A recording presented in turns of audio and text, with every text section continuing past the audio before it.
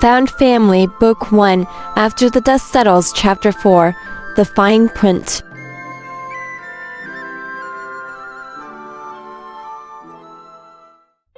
As Maddie wrangled 3 energetic boys into her Subaru after breakfast, Tom pulled in front of the police station, since one of the town's 2 police cars had been, involved in an unfortunate accident. He figured he'd use his truck for official police business for now. Wade was already at the station when Tom walked in. At first sight of the sheriff, the deputy jumped out of his chair and hurried over. Am I glad to see you? Wade said, noticeable sweat on his brow. Those government people have been all over our files and asking questions about those boys. Don't worry, I didn't tell them anything, mostly because I don't know anything. But even if I did, I wouldn't.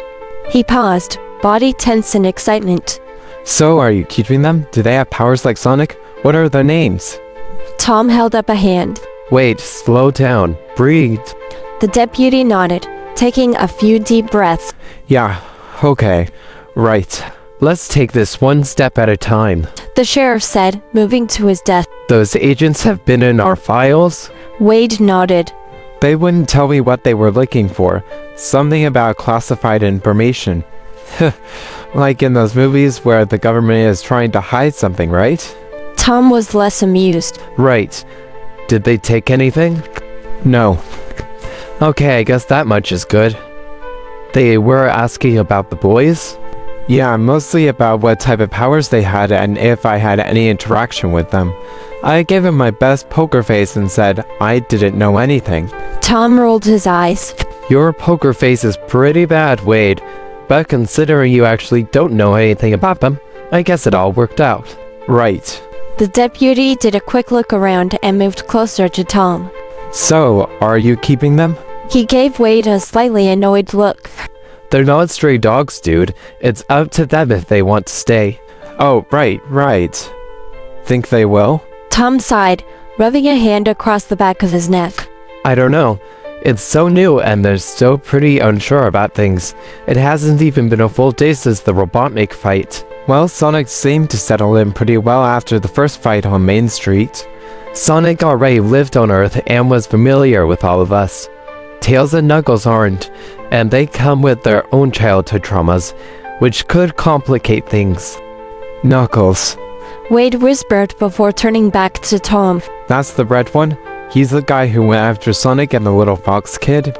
Tom nodded. Robotnik tricked him into helping, but he realized his mistake and helped take the nut job down. He seemed pretty... what's the word?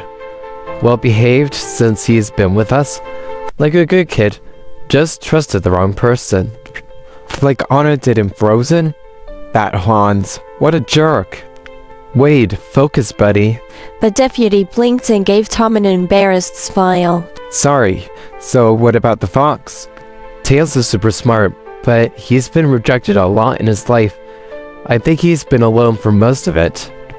Like Sonic?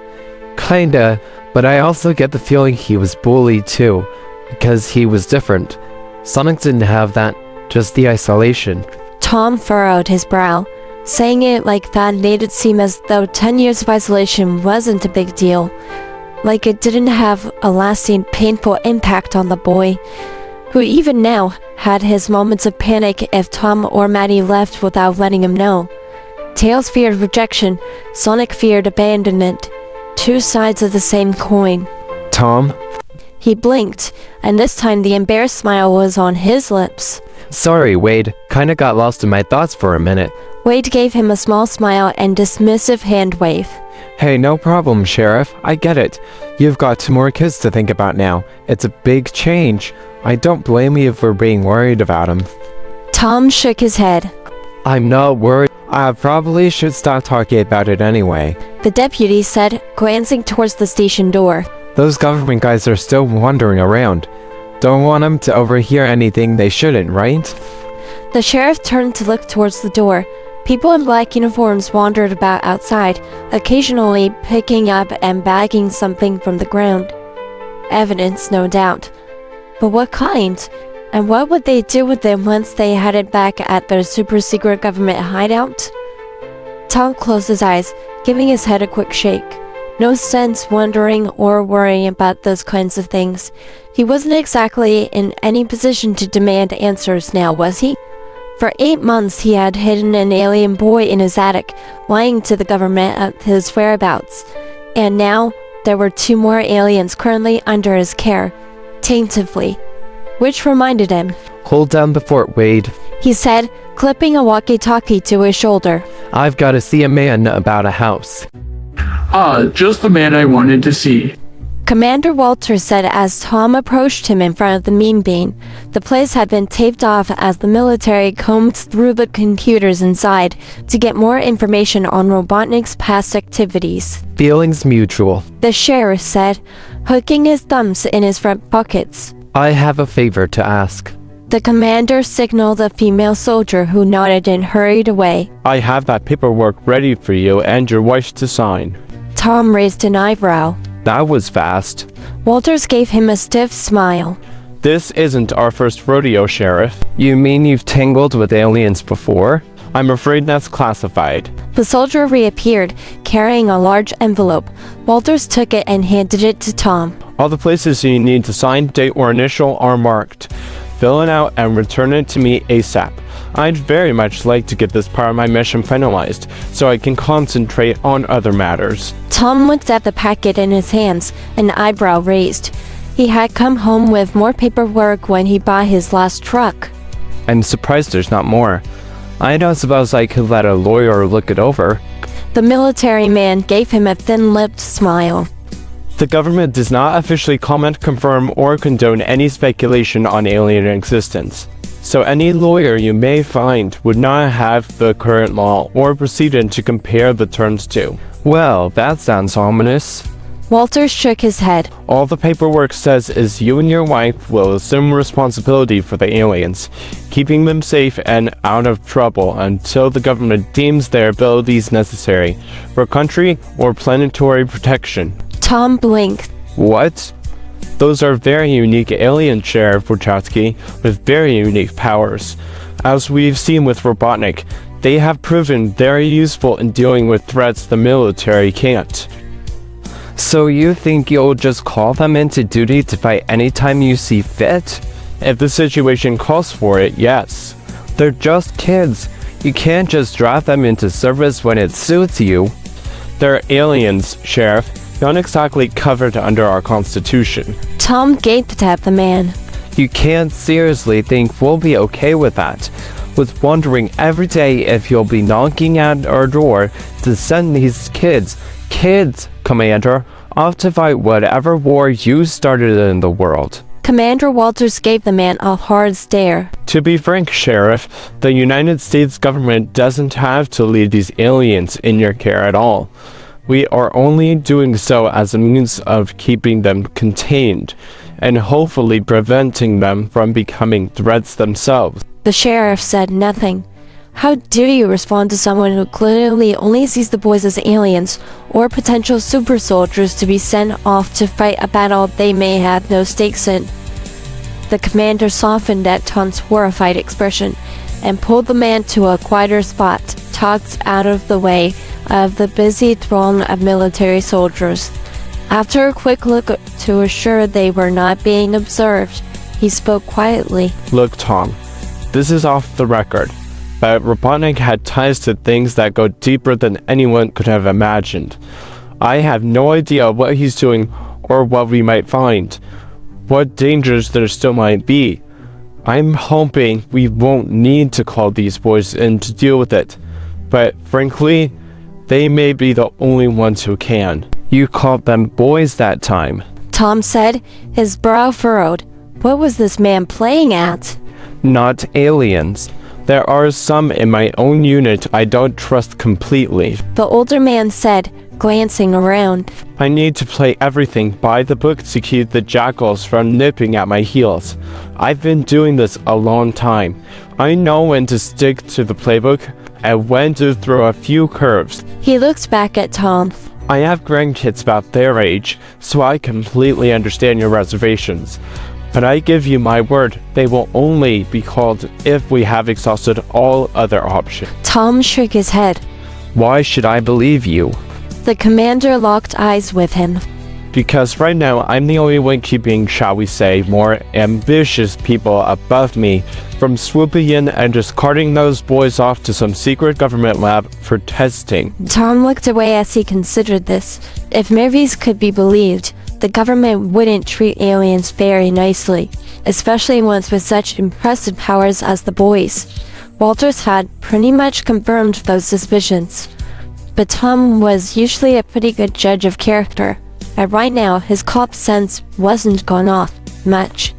There was still something the commander wasn't telling him, but his claims of wanting to protect the boys from others who may not be as sentimental towards them seemed sincere. Just sign the paperwork. There are honestly only a handful of people who even know about that contract, let alone what the details are. It'll be my decision to call the boys in if necessary, and I will do everything in my power to avoid it as long as possible. The sheriff offered him a questioning look. If that's the case, then will I have a contract at all? Walters smiled. Because government bureaucracy needs to have their boxes checked, I can't offer financial assistance for the care of those boys unless the bean counters have that contract paperwork filed away somewhere.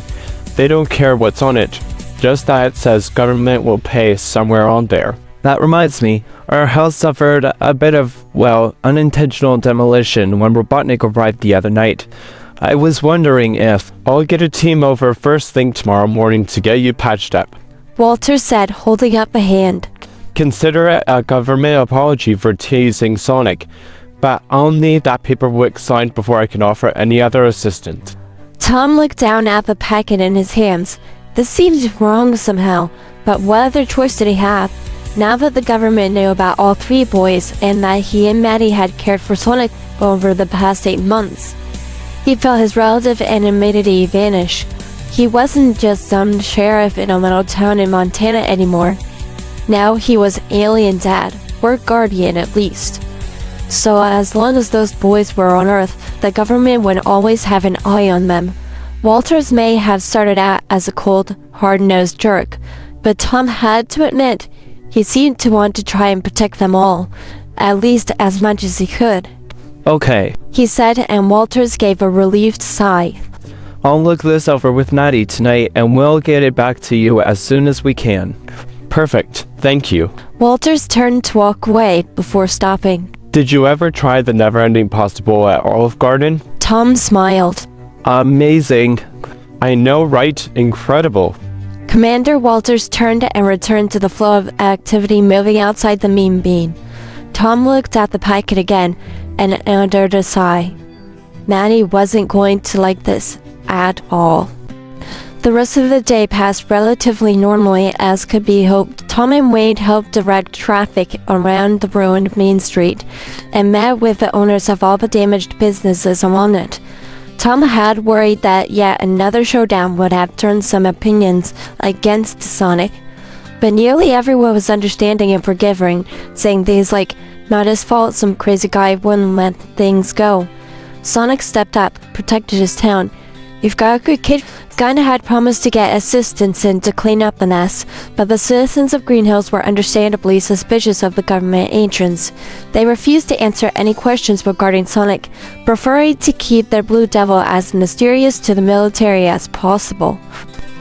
The only consistent response the agents received regarding the Hedgehog was that he was Tom and Maddie's boy, a polite kid, always eager to lend a helping hand. Great smile. Could be a little hyper and talk your ear off, but a good kid. Tom had to take a minute to compose himself in the early afternoon.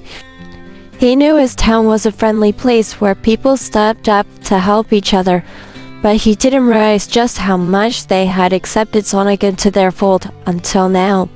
Even though the Hedgehog was his boy, it would seem the entire town had taken it upon themselves to protect him. It really did warm Tom's heart. 5 o'clock neared as Tom finished another stack of paperwork. This was almost the most annoying thing about these events. There always was a ton of paperwork to fill out, and it had to be done with some finesse, claiming the town had been damaged when a blue hedgehog ready to kidnap a golden fox with 2 tails had used their superpowers to take down a madman who utilized the magic gem to build a giant robot who would no doubt raise some eyebrows and get the wrong kind of attention. So a localized tornado had suddenly appeared out of the blue and torn up Main Street twice, in the span of about 9 months. Right. Tom ran a hand over his face. If anyone decided to do some real digging, this wouldn't hold up. But considering Green Hills was fairly isolated and a small town to begin with, he hoped it would simply fall under the radar of any of the so-called mystery seekers. Besides, weird weather happened all the time, right? The sheriff signed the bottom of the last form and slaved it into his out-of-sight, out-of-mind bin to be filed later. His shoulders ached. He'd never been so happy to see quitting time roll near. His phone vibrated on the counter of his desk, and he heaved a sigh as he reached for it. Many people in town had his personal number, and he had been on it more today than he had in the past month. A smile passed over his lips when he flipped it over and saw his wife's icon making a goopy face back at him. That picture never failed to perk up his mood. He thumbed the green icon. Hey babe, how was your day? Went pretty well if I do say so myself. She said, and it sounded like she was in the car. I've got the cryptic crew in the back and we're heading out to pick up some McDonald's. Oh? Yeah, I figured we'll get a quick supper and then head to Sam's for supplies. Supplies? I am not sleeping outside again tonight. She said, and he could picture her shaking her head with that stubborn look she gets sometimes. And Tails and Knuckles need beds and toothbrushes and a few other things that I thought about earlier today but don't remember what they are because I foolishly thought I'd remember them without writing them down. Hey, I thought the camp out was pretty fun. He said, leaning back in his chair and balancing a pen across 2 fingers. Under the stars, cozied up in the tent. Then you can sleep out there again while I snuggle up with the boys in my nice comfy bed. Okay, I give. Where is Sheriff Tom? I hear him but do not see him. He's on the phone. Hi, Donut Lord.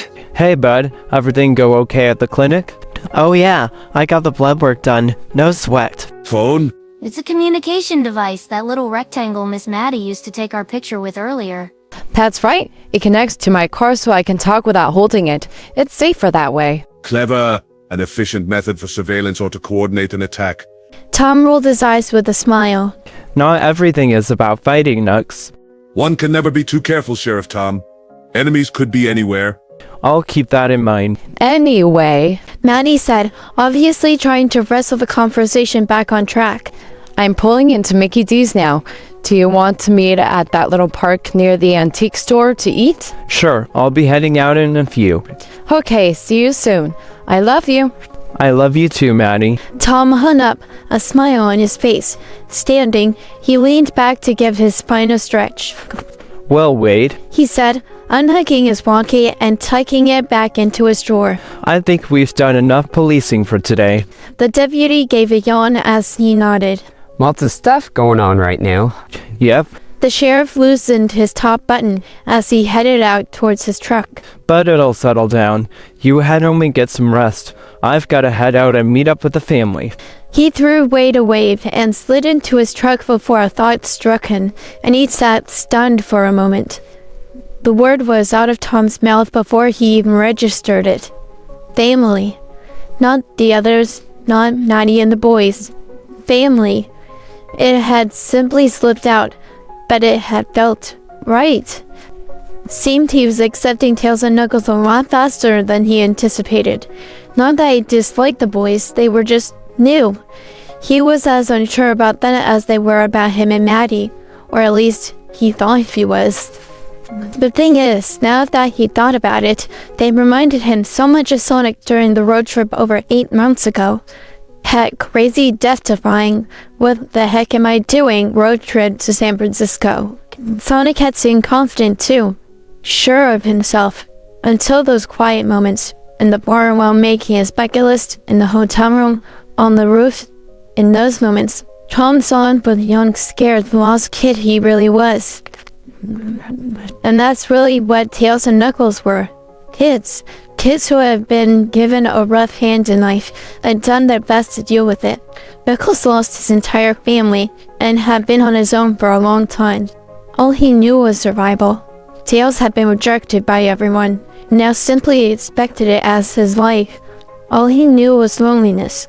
For as amazing and powerful as these kids were, they were still only kids who had never been given the chance to behave as such. As crazy and overwhelming and stressful as accepting responsibilities for these two seemed, maybe they were right where they needed to be. Tom shook his head as he started the truck. He didn't necessarily believe in fate, but having not one, not two, but three superpowered alien boys, each with similar childhood trauma dropping into his lap, into his family, seemed more than just coincidence. He glanced to his right. The packet Walters had given him lay in the passenger seat. His urge to keep the boys safe soared with his want to keep them out of the government's reach. One didn't seem to be possible without the other. Sighing, Tom pulled out. He pushed all of these deep thoughts away. Nothing was going to be done right now, so no sense spending too much time thinking about it. Time was wasting, and he had a dinner date with his family. He really did the blood work? Tom asked, watching the boys goof around on the nearby playground. They had finished eating and let the boys blow off some energy before heading to the store. Natty nodded. There was a bit of a hiccup earlier in the day, but right before we left, came back and wanted to try again. Tails and Knuckles distracted him, and that was all he needed. Huh. He did really well. They all did. She looked over at the boys. Look at them, just playing like kids. And they were.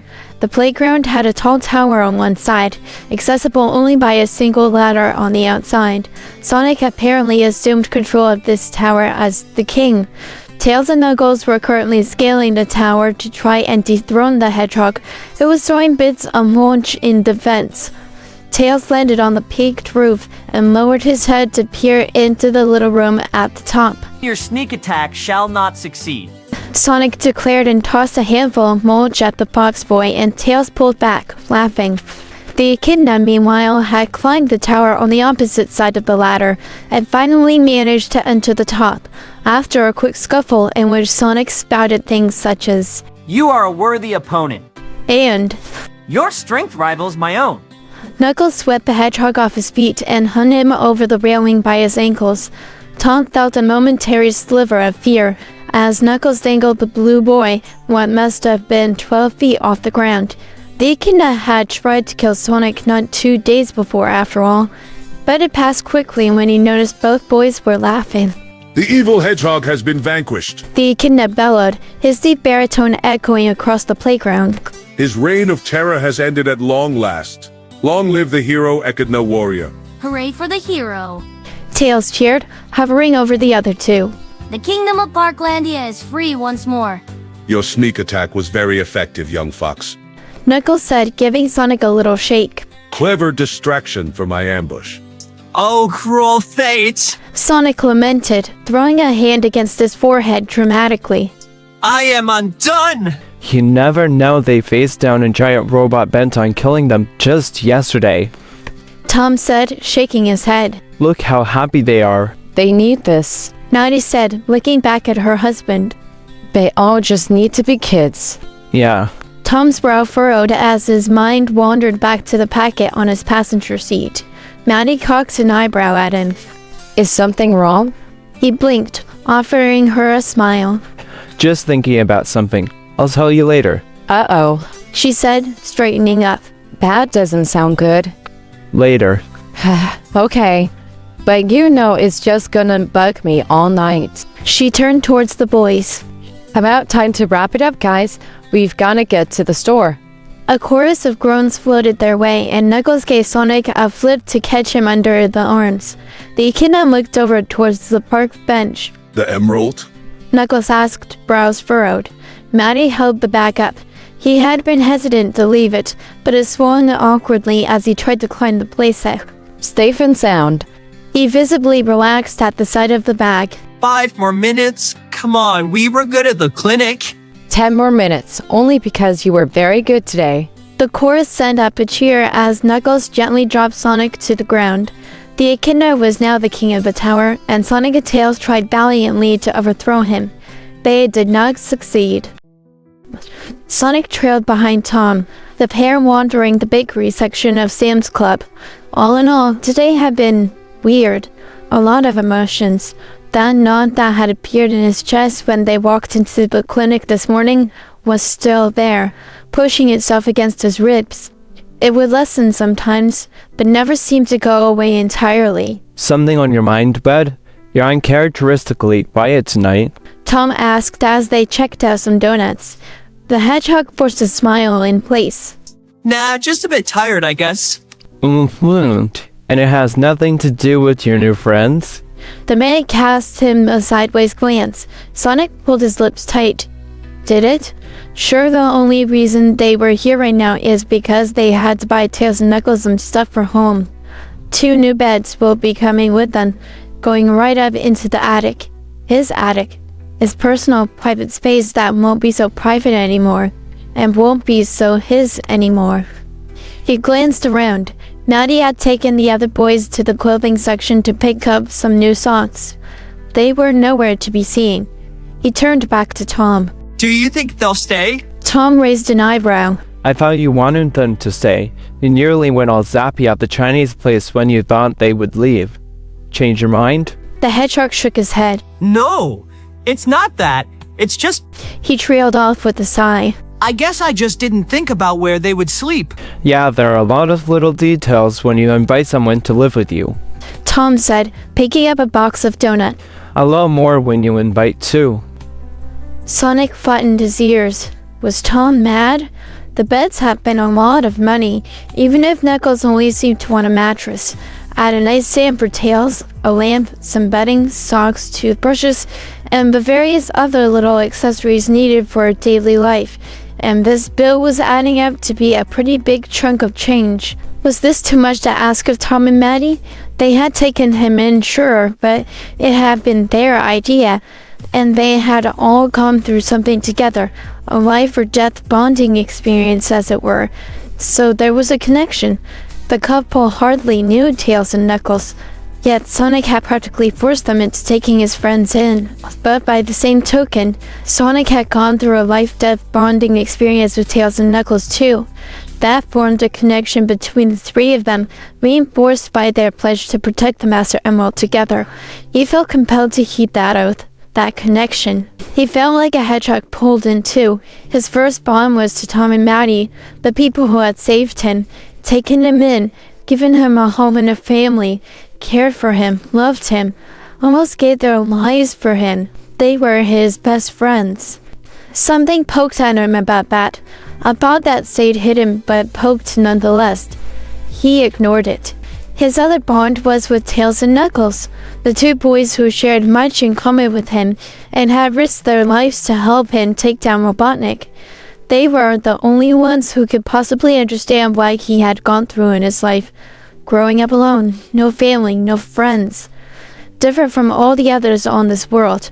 Incredible powers, but painful childhoods. Alone. Lost. He was the common thread between the 2 groups, but was that enough to bring them together? Enough to make all this work? And do you want it to? Maybe the knot in his chest was a warning. Maybe this wasn't such a good idea. Maybe this whole situation was a huge mistake that would end up causing a lot of hurt feelings, frustration, and simmering anger. All because of his knee-jerk reaction of they have to stay. Everyone's wishes be darned reaction. Hey Sonic. Tom's voice called, breaking Sonic out of this depressive thought spiral. Tom crouched down to face him, placing a hand on his shoulder. What's with the face? You okay? It's just a lot. Kiddo, I thought the same thing. He gave Sonic's shoulder a squeeze. Things are changing really fast. It can be scary, I get it. There are a lot of question marks right now, a lot of things up in the air.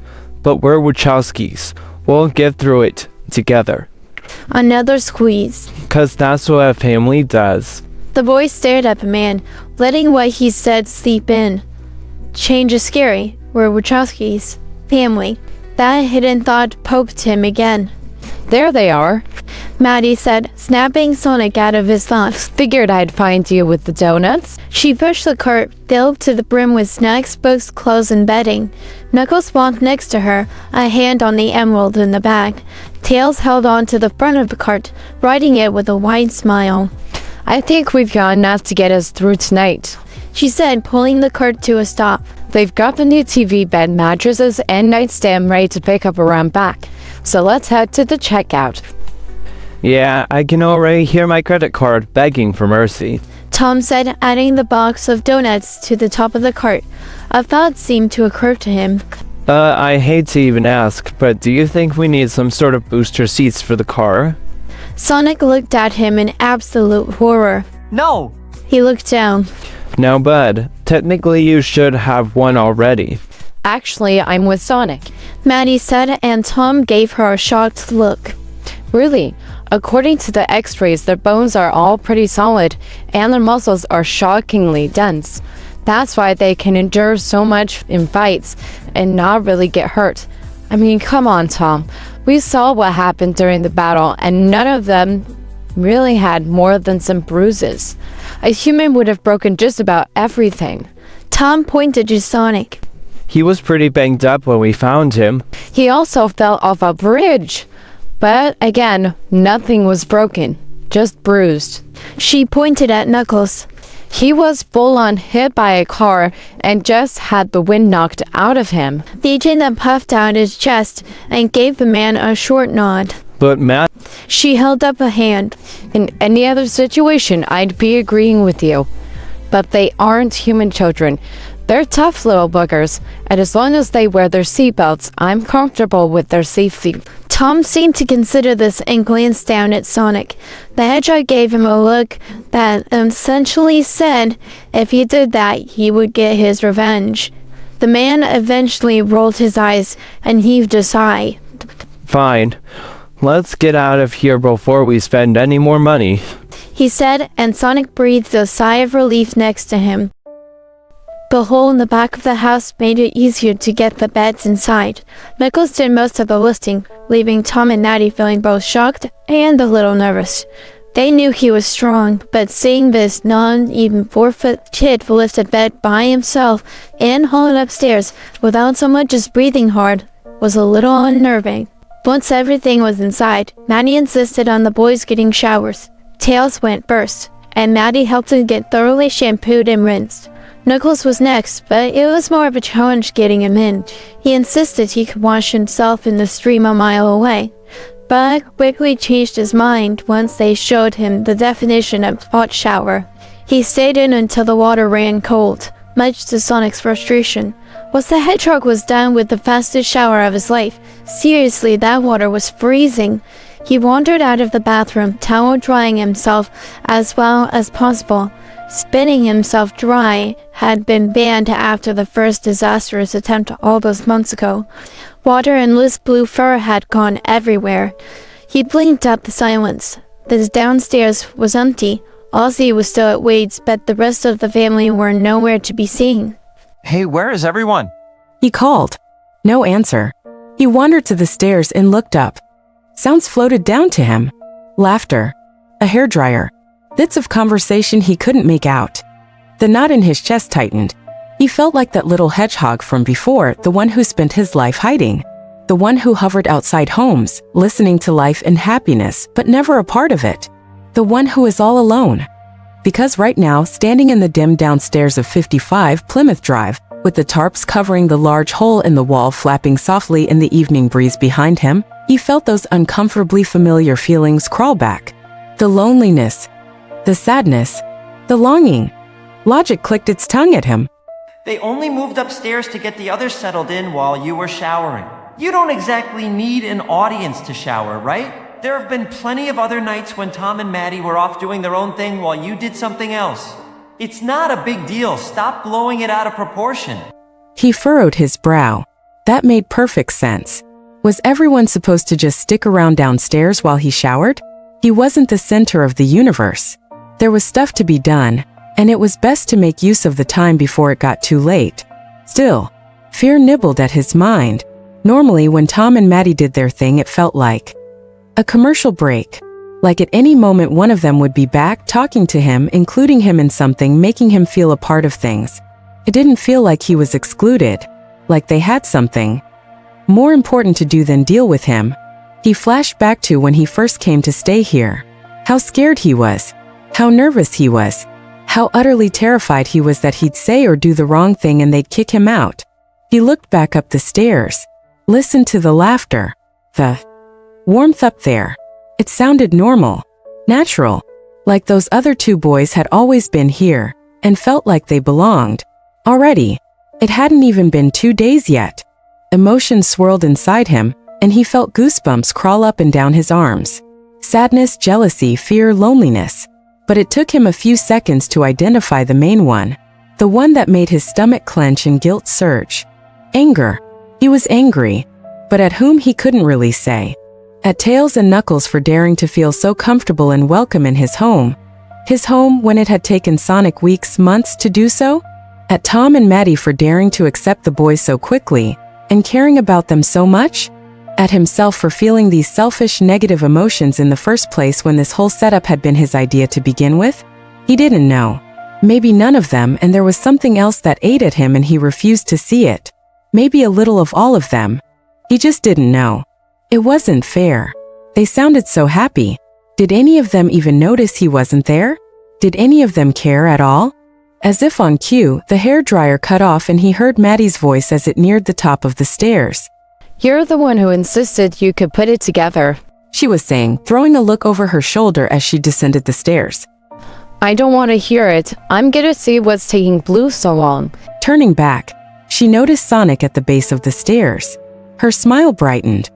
Hey, there's my boy. Despite the spiral of negativity he had been caught in, Sonic felt a real smile curl his lips. Think I nearly became a hogsicle in that shower. The woman gave him an exaggerated pout. I know, baby. I'll talk to Knuckles about that, and next time, you get first dibs. She nodded her head back toward the attic opening. I've got the hairdryer out and ready to get that damp out of your fur. I just finished drying Tails, and you have to see him. He looks like a big golden cotton ball. It's hilarious and adorable at the same time. Come on, sweetie. We miss you. She turned and climbed back toward the attic. Sonic hesitated for a second, the last of his negative thoughts dissolving in his mind. The knot in his chest loosened. He was being stupid. Tom and Maddie loved him, and having Tails and Knuckles here didn't change that. He was simply acting like a spoiled brat who wasn't getting all the attention anymore. Stop being stupid. Sonic let out a deep breath and climbed the stairs. 2 hours later, and everyone was settled in for the night. After a quick brushing, Tails had unfluffed enough so that he could help with the assembly of his bed, much to Tom's relief and embarrassment. The fox had understood the instructions immediately, correcting the mistakes the man had made while attempting the assembly himself. Knuckles had retreated to the corner of the attic nearest the stairs. He claimed it provided the best location for an ambush should an intruder arrive during the night. The bare mattress he chose to sleep on lay on the attic floor, and he had refused any other decorations or accessories. Maddie left him a pillow and blanket anyway, just in case he should decide he wanted them later in the night. Sonic had seemed a little off when he first entered the attic, but soon returned to his normal, chatterboxy self after some hairdryer attention. Maddie ran the dryer, combing her fingers through the thick quill spikes on his head to ensure they dried thoroughly. This was something the hedgehog would never admit to loving, even though the feeling of her fingers through his fur was incredibly relaxing. It had taken some time to get all three boys settled enough to be tucked in, but soon soft snores floated down from the attic. Now the adults settled in and readied themselves to turn in for the night.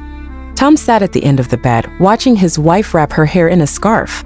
I think Sonic's mellow child syndrome is starting to rear its ugly head. Maddie turned to look at him, an eyebrow cocked.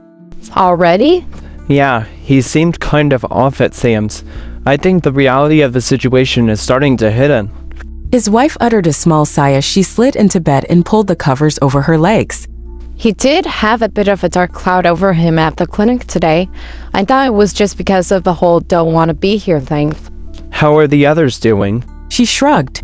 Hard to tell, since I don't know what's normal for either of them.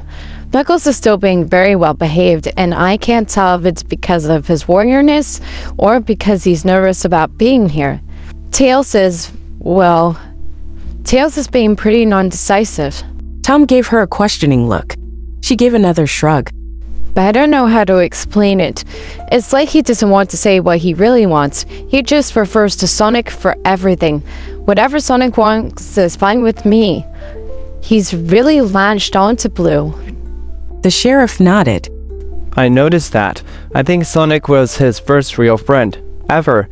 So it makes sense. Right, I get that. But I don't want him to feel like he's just Sonic's little sidekick. I want him to feel comfortable by himself. Tom moved up to sit on the side of the bed nearest to his wife. I know, babe, but it's still so new. Let's give them some time to adjust. Once they're more comfortable with us, we'll be able to offer more help. She nodded, then raised her eyebrows as a thought occurred to her. Hey, speaking of, did you see that commander today? Yeah, I did actually. He said, rubbing a hand across the back of his neck. Maddie gave him a look. I take it there's no help coming? No, he's sending people over tomorrow morning to get us fixed up. Maddie lifted an eyebrow. Then there's something else you're not telling me. What's up? He sighed and moved over to his bedside table to pull an envelope from the top drawer. He gave me the paperwork for our, guardianship, I guess, for the boys. That's not much. Is that bad? Tom took a deep breath. It essentially boils down to us taking care of the boys until the government requires their help with any threats they can't deal with. Maddie sat still for a few seconds, her brow furrowed. Then she shook her head. Slowly at first, then harder as her anger grew. No, absolutely not. That is not gonna happen. Over my dead body. Maddie, Tom said, holding his free hand out in a calming gesture. She shushed him with a look. Don't you Maddie me. They're kids, Tom. Kids! They've already been through so much in their young lives. There is absolutely no way I'm gonna agree to let the government just come in and use them as little super soldiers whenever they see fit. No. I said the exact same thing to Walters. Tom said, keeping his voice calm and soothing. He expected her to be upset. She had every right to be upset. But anger wasn't going to solve anything. But he said the decision would be his, and he would do everything in his power to make sure it was the last resort. And do you trust him? No, I don't trust him. Tom said, climbing onto the bed and folding one leg beneath him. His whole livelihood is keeping secrets, but I believe him. He seemed sincere when he said he would protect them. She uttered an annoyed sigh, rubbing her face with her hands. I don't like it. Neither do I. I don't want to feel like we're on the edge again, like we were with Sonic, just waiting for the government to show up and take him away. Neither do I. Uttering a tired sigh, Maddie tilted her head back and rested it against the wall behind her. What if we don't sign it? Then we live on the edge again, waiting for the government to show up and take them away. To be poked and prodded in a lab somewhere, or fight whatever war they think is necessary. She lifted her head quickly. Lab? Walters said some of his higher-ups would do that, if given the chance. This paperwork is something that is supposed to keep them at bay. He held the packet up. I don't like this any more than you do, but this may be the only way we can keep them safe, for as long as we can. Maddie stared at the packet, glared at it more accurately. Tom knew exactly how she felt. He just wanted to keep these boys safe, give them a home, a family, help them have fun and just be kids, despite the trauma they had faced in the past. But reality, as is often the case, seemed much more complicated than that. I won't let the government take them. I don't know if any of them have any rings left, but if it came down to it, I'd throw one myself and take them away. I will not let those boys be used as weapons in a fight they didn't choose. Tom snuggled up next to her, wrapping an arm around her shoulders. And I would be right there with you, stepping through that ring. He picked up the packet. The way I see it, this acts as a bit of a security blanket. As long as Walters has this, he can run interference between us and the bigger boys above him. Like I said, I believe he wants to protect them. We may just need to have a little faith. Faith?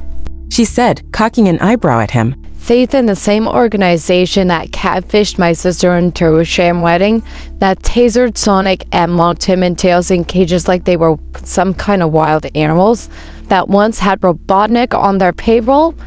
Not a great track record, is it?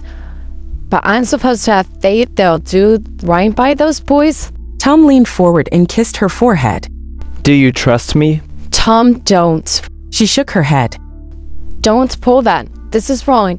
You can't tell me you don't feel it too. Maddie. Tom, I love you. And yes, I do trust you.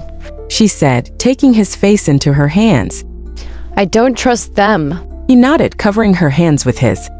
That's fair. I don't trust them either. I want to talk to Walters. Tom opened his mouth to say something when she covered it with her hand. I promise I'll be calm and rational. I just want to clarify a few things. He sighed, nodding. I suppose that's fair. We can both talk to him tomorrow, together. They kissed, pulling the covers up over them. It had been a mighty stressful couple of days, and it was nice being just the two of them right now.